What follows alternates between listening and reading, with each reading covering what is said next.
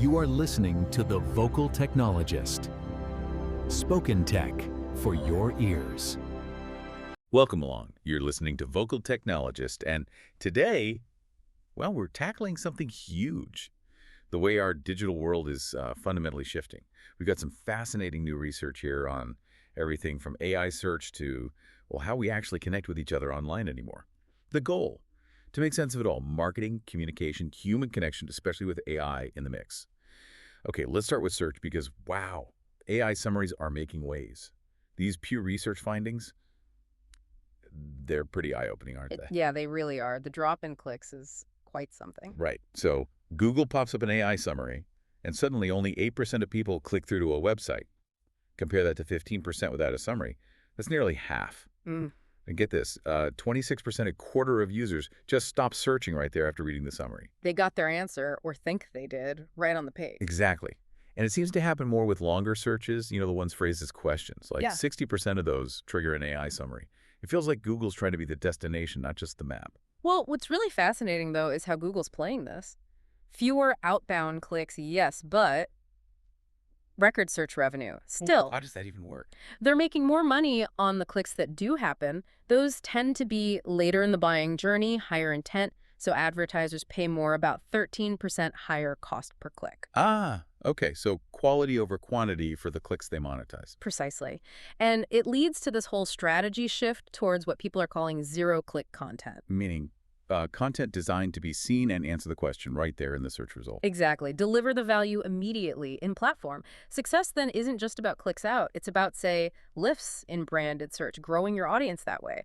It shows the power of these summaries. Even ChatGPT seems to rely heavily on Google's SRP snippets for answers, unlike Gemini, which can access content more directly. So if clicks aren't king anymore, what's the big mindset shift needed? Are we just like feeding the Google summary machine now? In a way, yeah. Your content has to provide that immediate utility. Answer the question clearly, concisely, right where the user is looking. You're less of a destination, more of an instant info provider. Okay, that's a big change for search.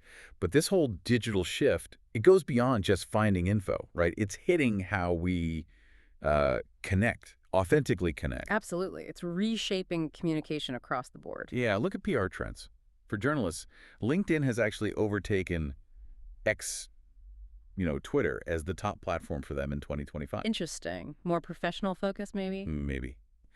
But even so, email is still overwhelmingly preferred. 96% want pitches via email. Old school still works. Right. But here's the kicker. Relevance. Nearly half, 47% of journalists say they rarely get pitches that are actually relevant to what they cover. Oof. That's a lot of noise. It really is. Personalization, consistency, knowing who you're pitching. It's not just polite. It's essential to even get noticed. The old spray and pray is just dead. And that connects, I think, to a broader trend. Identity marketing. Okay, tell me more about that. It's about building real loyalty. Aligning your brand not just with needs, but with how your customers see themselves, their core values, their identity. So when the brand feels like that. They become genuine fans, voluntary ambassadors. They share because they're proud to be associated with you. And this ties into who delivers the message, too. Right, like a person versus just a logo. Exactly. A passionate employee. Way more trustworthy, generally, than a faceless brand page. People connect with people. So finding those charismatic folks internally and empowering them to be a voice, that can build a much stronger connection. That makes total sense. But there's got to be a risk, right? Like if the identity stuff feels fake or opportunistic. Oh, absolutely. Authenticity is non-negotiable. If it feels forced, it can backfire badly. It has to be real. And we see this need for genuine connection reflected even in how people react to AI. Ah, yeah, the AI interaction data. That was interesting. Customers are less likely to stick with a service if it uses an AI bot, especially when warmth is important. Right.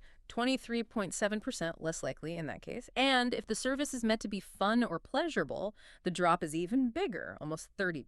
Wow, why is such a big drop? Is it just AI feels cold? Well, that's certainly the perception. AI is rated as almost 20% less warm than a human. We've seen places like the Pan's Henna Hotel, even McDonald's, scale back their big AI pushes because customers just didn't respond well. The uncanny valley thing, maybe? Almost human, but not quite. Could be part of it. But look, it's not all or nothing. Hybrid models work. Think of the Starbucks app chatbot. It's helpful, efficient, but you can still talk to a person.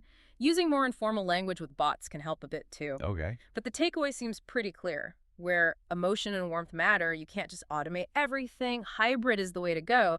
That human touch is still vital. So wrapping this up, it's kind of a paradox, isn't it? The tech gets smarter, more capable, but that just makes the truly human stuff, authenticity, empathy, real connection, even more valuable, maybe even your biggest advantage. Yeah, it cuts through the noise. So the question for you is, how are you keeping things genuinely human-centric in your work, your communication, everything, especially as AI gets woven deeper into the fabric of it all?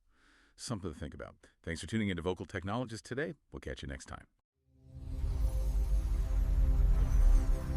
Spoken Tech for your ears.